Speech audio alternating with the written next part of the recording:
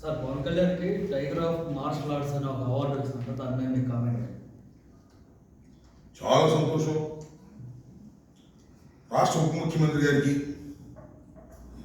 ఏంటిది tiger of martial arts బిరుదు వచ్చినందుకు రాష్ట్రం గర్వపడాలి.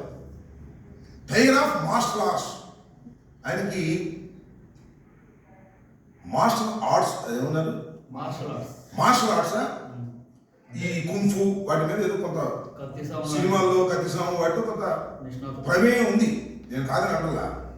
సరే ఎవరు ఇచ్చారో ఏంటో, మరి ఏ సంస్థ ఇచ్చిందో నాకు తెలియదు, కానీ చాలా సంతోషం ఆయనకి టైగర్ ఆఫ్ మార్షల్ ఆర్ట్స్ ఇచ్చినందుకు మా శుభాకాంక్షలు.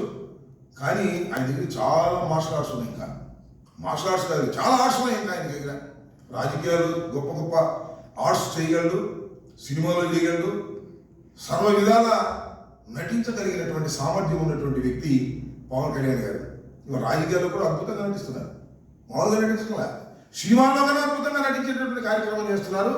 చాలా దురదృష్టకరమైనటువంటి నటన కూడా చేస్తున్నారు.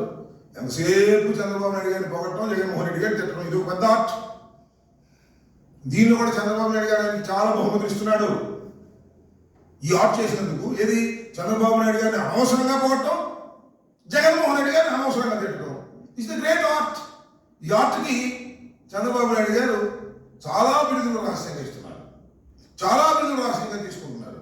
సంతోషం. దీనికి కూడా ముందు ముసట పడగా రాబోయే కాలంలో ప్రజలు అన్ని వాస్తవాలు తెలుసుకుంటారని కూడా ఈ సందర్భంగా నేను చెప్పదలుచుకున్నాను.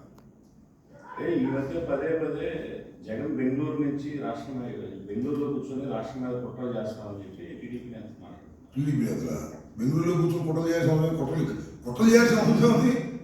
తెలుగుదేశం పార్టీ మీద మేము విమర్శలు చేస్తాం, కుట్ర చేయాల్సిన అవసరం ఏముంది నాకు అర్థం కాలేదు.